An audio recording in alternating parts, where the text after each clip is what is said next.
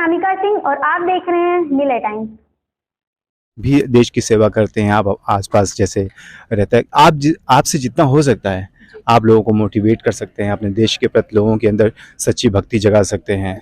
आप अगर उस काबिल हैं, आपके पास मतलब कैलिबर है, तो आप अपने आसपास को बदलिए।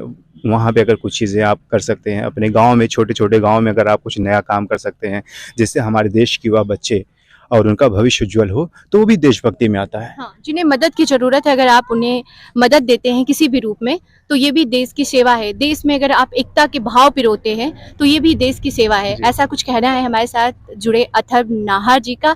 और अथर्व नाहर जी एक शहीद परिवार से हैं और उनके अंदर देशभक्ति के वही जज्बे हैं जो उनके नाना जी के अंदर थे। भले वो उनकी फील्ड अलग है, लेकिन देश के प्रति उनकी निष्ठा, उनकी श्रद्धा उसी प्रकार से है।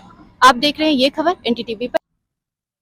अब हमारे साथ भगवती प्रसाद जी के परिवार के एक बहुत ही महत्वपूर्ण सदस्य मौजूद हैं जिनसे हम बात करेंगे। और आपका नाम क्या है? मेरा नाम है अथर्व नाहर। क्या करते हैं आप?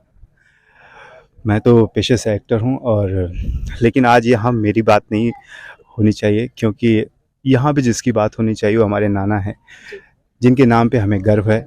और मुझे लगता है कि मैं दुनिया का सबसे बड़ा पद भी पालूँ, तो जो सम्मान मुझे शहीद के नाती के रूप में मिला है वो शायद किसी पद के रूप में प्राप्त नहीं हो सकता। इस क्षेत्र में आपको क्या कुछ अलग सम्मान मिला? क्योंकि आप एक शहीद के परिवार से होना ही बहुत गौरव की बात होती है, तो क्या कुछ आपको अलग यहाँ मिला?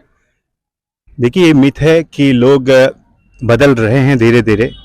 लोग शहादत को समझते हैं और शहीद परिवार की इज्जत अब करना शुरू करते हैं, लेकिन आज भी हमारे देश में ऐसे लोग हैं कि कुछ दिन के लिए वो रहता है, उनके अंदर रहता है, इसके बाद भूल जाते हैं कि शहीद का परिवार कैसे रहता है।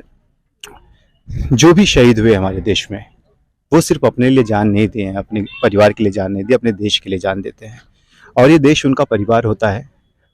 वो हर देश की एक एक सदस्य को अपना परिवार मानते हैं।